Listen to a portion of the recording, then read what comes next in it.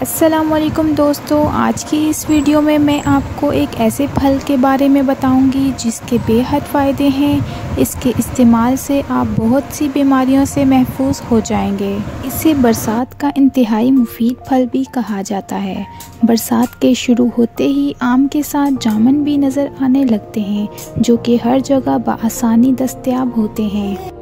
جامن کئی امراض کے علاج میں کارآمد ثابت ہوا ہے۔ جامن میں موجود کیلشیم اور فولاد ہڈیوں کو مضبوط رکھنے کے ساتھ ساتھ بیماریوں کے خلاف قوت مدافعت کو بڑھاتا ہے۔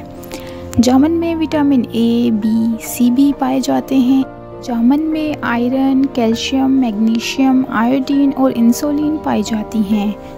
اس کے علاوہ جامن کی گٹلی کو پیس کر پانی کے ساتھ دن میں 3 سے 4 بار ایک ماشہ کھانے سے ذیابیطس ختم ہو جاتی ہے۔ جامن کے استعمال سے تیلی، جگر اور معدے کو طاقت ملتی ہے۔ اس کے علاوہ چہرے سے داغ، دھبے، چھائیاں بھی دور ہو جاتی ہیں۔ اب جامن کے حیرت انگیز فائدوں کے بارے میں بات کرتے ہیں۔ ویڈیو پسند آئے تو لائک اور شیئر کر دیں۔ دوستو، جامن بھوک بڑھاتا ہے۔ جامن امراض قلب میں صحت بخش ہے۔ جامن جگر کی طاقت کے لیے فائدہ مند ہے۔ جامن شوگر کے مریضوں کے لیے بہترین پھل ہے۔ جامن پیٹ کی گرمی میں بے حد مفید ہے۔ جامن معدے کے السر کو ختم کرتا ہے۔ جامن خون کی کمی، جسے انیمیا کہتے ہیں، اسے ختم کر دیتا ہے۔ جن کا معدہ کمزور ہے وہ روزانہ ناشتے میں 1 پاؤ جامن کھائیں۔ اس سے معدہ طاقتور ہوگا اور غذا جلد ہضم ہو جائے گی۔ جامن دانتوں کے لیے بہت اچھے ہیں، دانتوں کو مضبوط کرتے ہیں۔ اس کے علاوہ جامن قبض کشا ہوتے ہیں۔ جامن کا باقاعدہ استعمال کرنے سے جسم سے آئرن، کیلشیم، میگنیشیم، آیوڈین اور انسولین کی کمی دور ہو جاتی ہے۔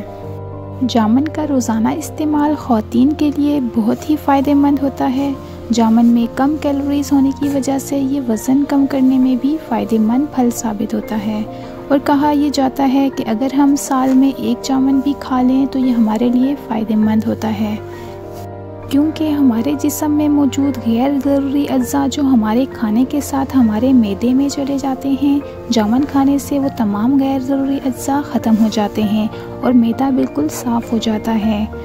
جامن ہر عمر کے بچوں، بڑوں کے لیے فائدہ مند پھل ہے۔ اس کا لازمی استعمال کرنا چاہیے۔ ویڈیو پسند آئے تو لائک اور شیئر کر دیں۔ ملتے ہیں اگلی ویڈیو میں، تب تک کے لیے اپنا بہت خیال رکھیں۔ اللہ حافظ۔